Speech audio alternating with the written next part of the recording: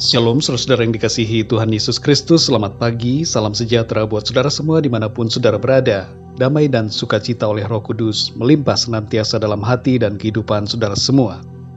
Sebelum kita mendengarkan renungan firman Tuhan, mari kita berdoa.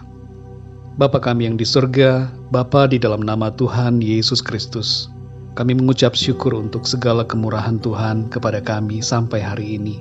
Kembali kami bangun dan menikmati anugerah Tuhan.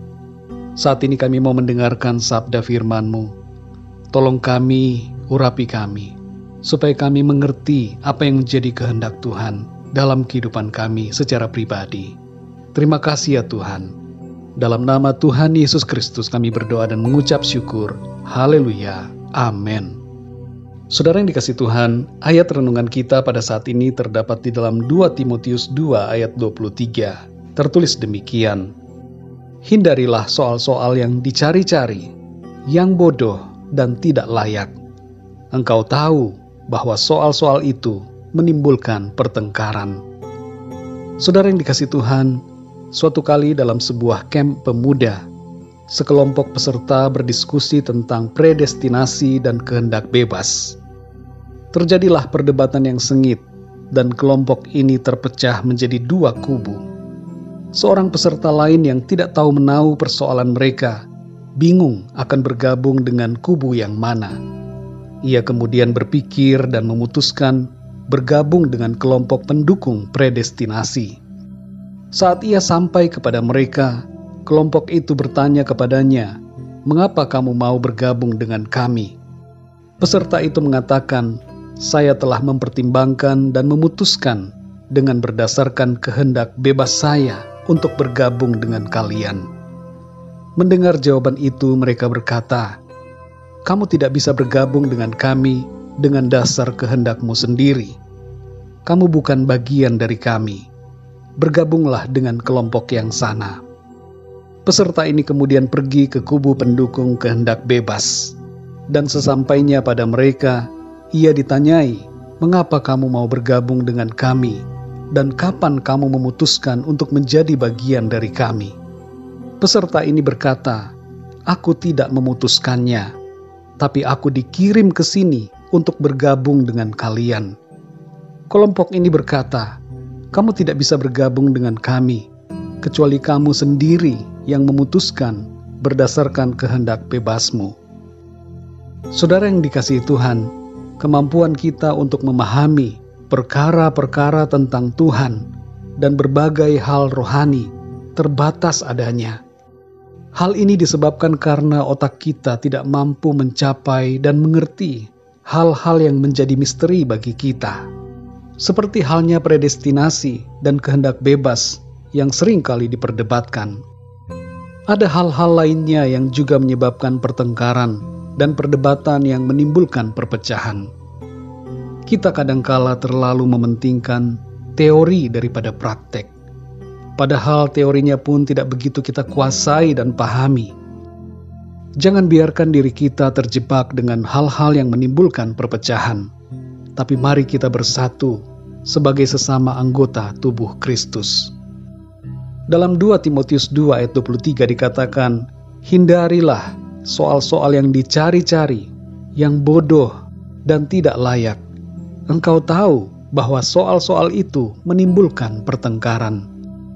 Tindakan yang bijaksana menurut firman Tuhan adalah menghindari pertengkaran mengenai soal-soal yang dicari-cari, yang bodoh dan tidak layak.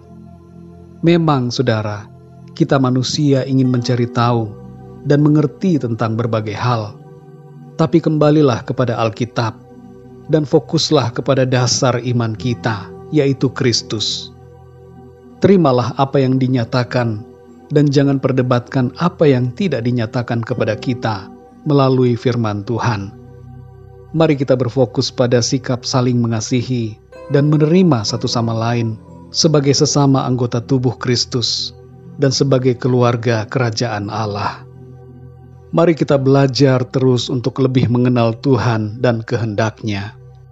Carilah perkara-perkara yang di atas, yaitu perkara-perkara sorgawi yang membawa damai sejahtera dan sukacita. Hindarkanlah diri kita dari berbagai hal yang kelihatannya rohani, padahal sebenarnya duniawi. Pertengkaran dan perselisihan adalah wujud dari kedagingan dan keduniawian.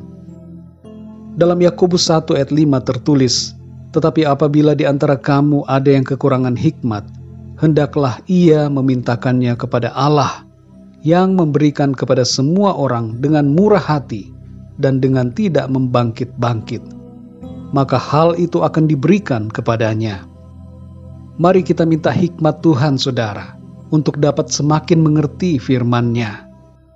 Dan dalam Filipi 3 ayat yang ke-10 dikatakan, "Yang ku kehendaki ialah mengenal Dia dan kuasa kebangkitannya dan persekutuan dalam penderitaannya, di mana aku menjadi serupa dengan Dia dalam kematiannya."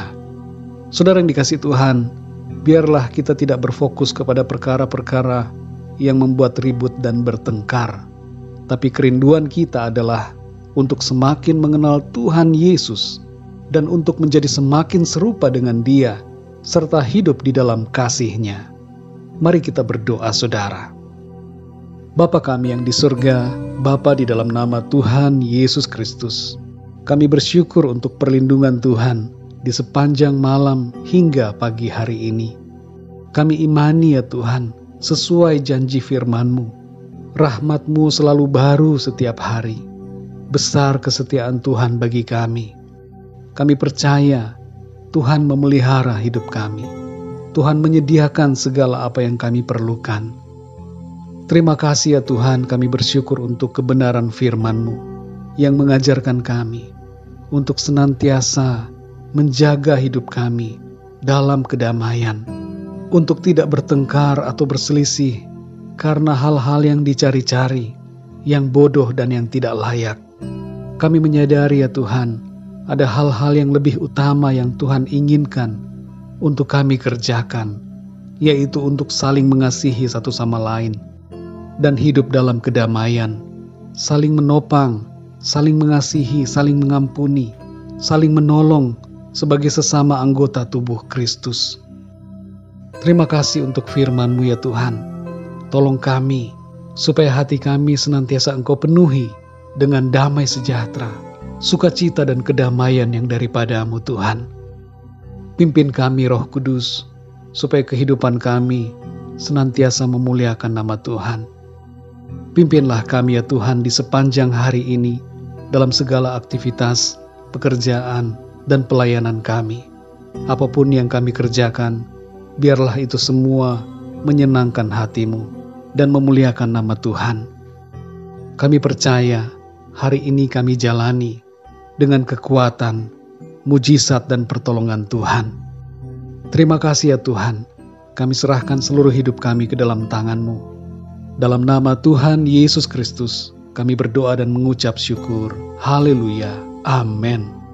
Puji Tuhan, saudara yang dikasihi Tuhan, saya percaya firman Tuhan menjadi berkat dan kekuatan buat saudara semua, dan Roh Kudus akan menolong saudara untuk lebih lagi memahami kebenaran firman Tuhan.